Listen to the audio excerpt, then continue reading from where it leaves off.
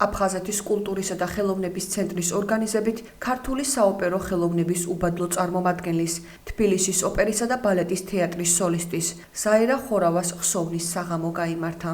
საირა ხორავა აფხაზეთიდან, ქალაქ სოხუმიდან იყო. იზრდებოდა ცნობილ და გამორჩეულად პატივსაცემ ოჯახში.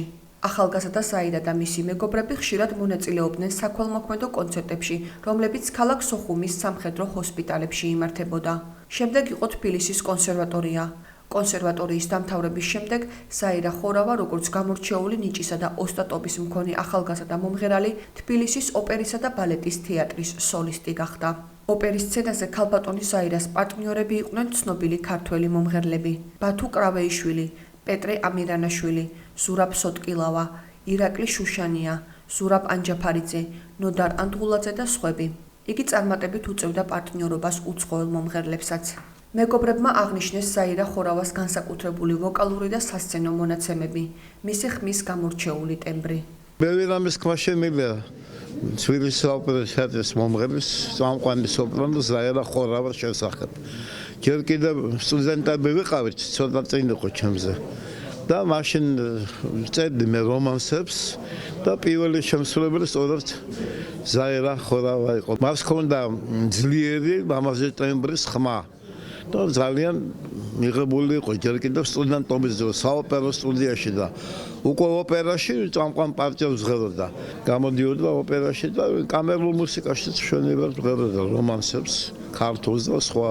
ხალხს ახსოვს როგორც მშვენიერი მომღერალი, არაჩვეულებრივი კარგი პიროვნება, კარგი მეუღლე, დედა და ბებია. ყველაფერი ისე იყო, რაც ეკადრება ისეთ დიდ მომღერალს, ისეთ დიდ პიროვნებას, როგორც ქალბატონი საირა იყო.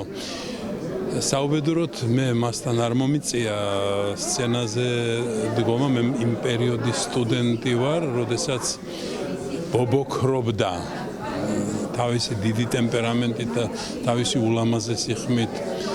დიდი მომღერალი გყავდა, დიდი ადამიანი გყავდა და მან ძალიან კარგი სახელი დატოვა, აფერო მის ქალობას და ძალიან მოხარული ვარ, რომ მე ძალიან ბევრჯერ სცენაზე მყავს იგი მოსმენელი.